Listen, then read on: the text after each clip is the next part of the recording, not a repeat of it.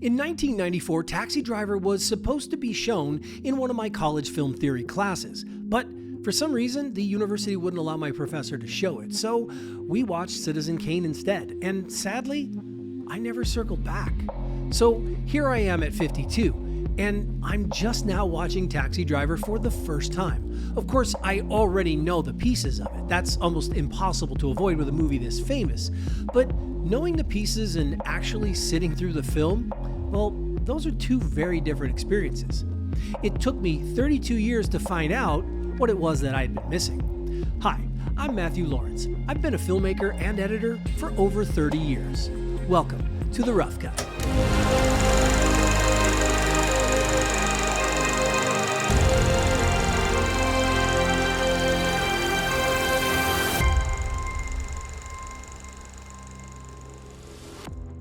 Taxi Driver reached me decades before I finally watched it. The "you talking to me" has been quoted so often that people who have never seen Taxi Driver know the line. Now that I've watched the entire film, I'm surprised by how little that famous version of Travis Bickle prepared me for the actual man in the story. The date with Betsy is unbelievable. He takes this beautiful, intelligent woman into a porn theater and behaves as though this is a perfectly reasonable choice. When she leaves, he looks genuinely confused. "Travis, dude, what are you doing?" But that's the scene. He doesn't know. His idea of normal behavior has drifted so far from everyone else's that her reaction makes less sense to him than his own decision. Once the humiliation sets in, he becomes angry at Betsy. That's easier than considering what the date revealed about him. Travis already has a darkness in him when the film begins, but he hasn't found an identity that can carry it. His opinions and grievances don't give him control over a conversation with another person. The dangerous Travis Bickle everybody remembers is built during the movie. And while that's happening, Scorsese keeps pulling my attention beyond Travis and into the rest of the frame. I love the way Scorsese fills a frame. There's the scene we're supposed to be watching, but life keeps happening around it, and sometimes it's happening so quietly in the background that I'm willing to bet a lot of people never consciously notice it.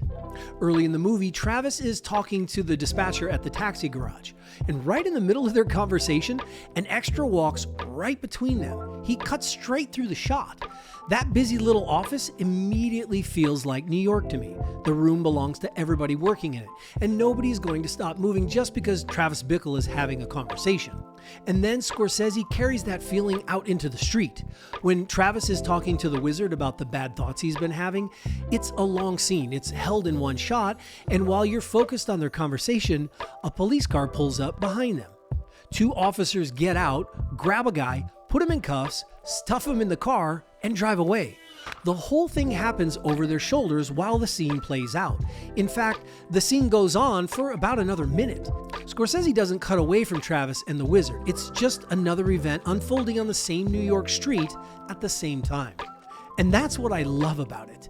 You could watch the entire conversation and barely register what happened back there. But if you do catch it, the city becomes larger than the scene. Travis and the wizard aren't standing on a set designed around their dialogue. They're occupying one small part of a street where everybody else appears to have a life in progress. And then the Secret Service scene does it again. The corner is crowded and people are standing around talking. This little blonde kid walks right into the middle of the frame from behind Niro. He looks directly into the lens, squints at the camera, and then walks away. It's such an odd little moment inside that scene. The kid was presumably there as part of the scene, but that look feels completely unguarded. Scorsese keeps it, and the frame feels more alive because he does. Those details capture something very specific about New York. The city is crowded and constantly interrupting itself.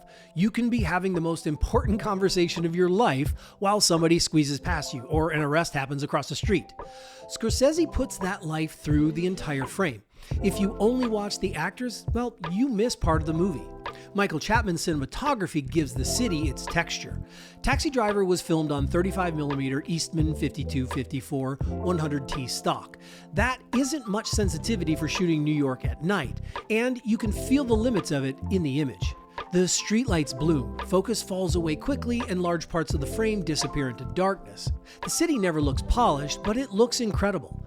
Even Travis's apartment tells us something before he gets inside. Scorsese holds on the chipped paint around the doorway, and the building feels old and neglected. The cameras mounted around the cab pull all of it together. The camera remains locked to the car while New York moves across the windows and reflects against the glass.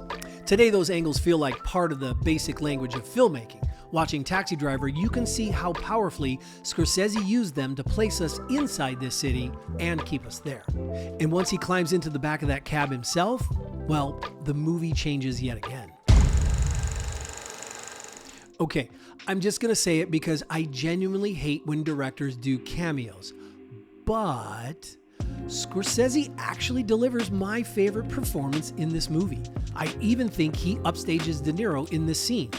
It's because some of the performances still carry a trace of what I call theatrical delivery, that lingering hangover from studio movies in the 1940s and 1950s. Taxi Driver was made while American film acting was still moving more towards naturalism, and I occasionally feel both styles occupying the same scene. But Scorsese sounds like he just walked in off the New York streets. His anger never settles into a comfortable rhythm, and I can't predict when he's going to accelerate. De Niro understands the value of staying quiet, so Travis watches this man express an ugliness that he hasn't yet found words for. De Niro gives us very little response, which makes the scene feel even more invasive. The passenger keeps talking and Travis takes it in. That's when the movie suddenly felt completely real to me. Interestingly, I didn't have the same reaction though to the famous payphone shot. Travis calls Betsy after she rejects him. As the conversation deteriorates, the camera tracks away and leaves him beside the phone. Scorsese has famously said the rejection was too painful to watch. Even the camera had to get away from it. The movement is precise, and the empty hallway gives the embarrassment somewhere to go, but it didn't devastate me. By then, Travis had made nearly every interaction uncomfortable. His loneliness was already in the performance. I admired the shot and waited for the enormous reaction I had heard so much about, but it never came. That may be the price of watching a classic film after film history has circled all the important parts in red. The deterioration of Travis works best when Scorsese leaves it in the details. He repeatedly takes antacid. We can watch the tablet fizz in water while he stares at it.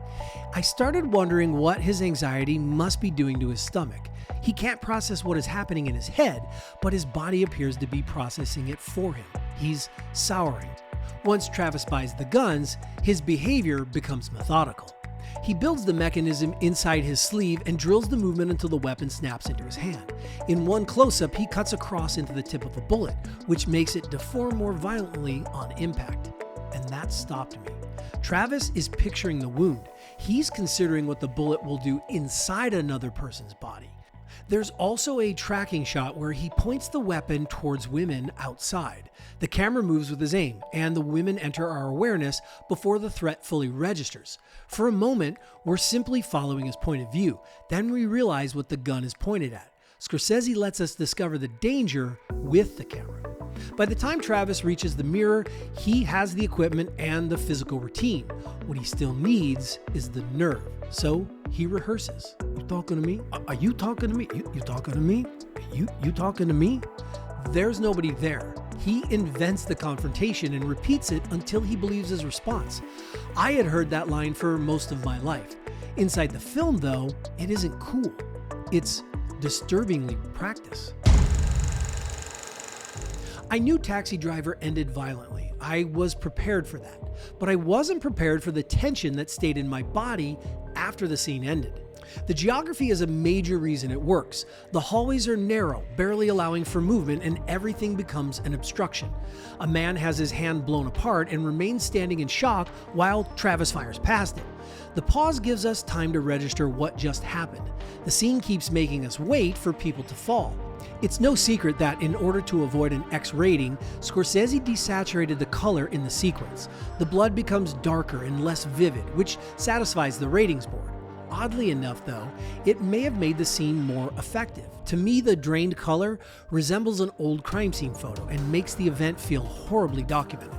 The violence followed Taxi Driver all the way to the Cannes Film Festival in 1976. The film was booed and some people walked out. Tennessee Williams, who was president of the jury, publicly objected to the way it lingered on brutality. And that same jury awarded Taxi Driver the Palme d'Or. That controversy is part of the film's history, and while I certainly don't believe Taxi Driver caused the violence that came after it, I do question if Williams and the other gatekeepers were right to worry about what happens after images like these enter the culture. Looking at this country now, I don't think that's a ridiculous question. After the shooting, the camera rises above Travis and tracks backward through the building.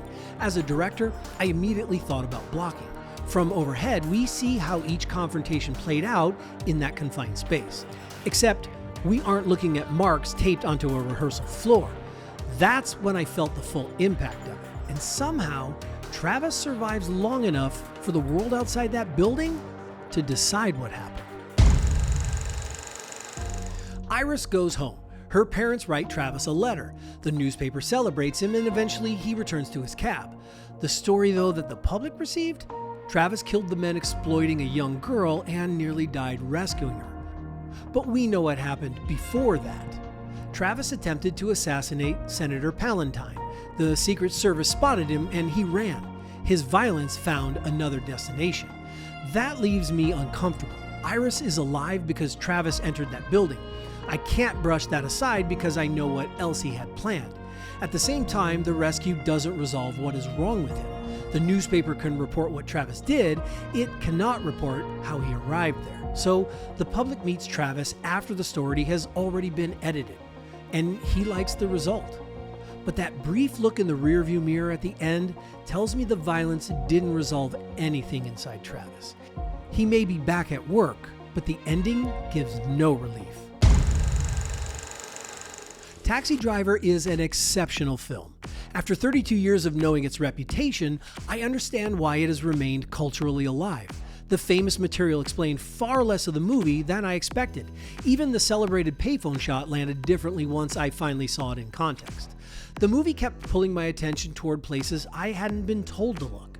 Scorsese was only 33 when Taxi Driver was released. His command of the frame is extraordinary. The background gives New York a life beyond Travis, and the geography of the final sequence makes the violence physically exhausting. And De Niro, he lets Travis remain painfully human. He doesn't begin as the icon preserved in popular culture. We have to watch him assemble that version of himself. What shocked me is how relevant Taxi Driver remains. Travis's isolation and grievance do not feel trapped in 1976. We still see men turn private rage into public violence in this country, and the film understands that path with disturbing clarity. When the credits rolled, I was impressed by the filmmaking and still uncertain about Travis. The tension from the final sequence was still sitting in my body. The reputation is deserved. Taxi Driver worked on me without needing nostalgia to help it. I'm Matthew Lawrence. This has been The Rough Cut, a filmmaker's perspective with no apologies. If you made it this far, drop something in the comments. Tell me where I'm wrong. Tell me what I missed. I genuinely want to know. If this is the kind of breakdown you came for, do me a favor, hit that subscribe button, and I will see you in the edit room.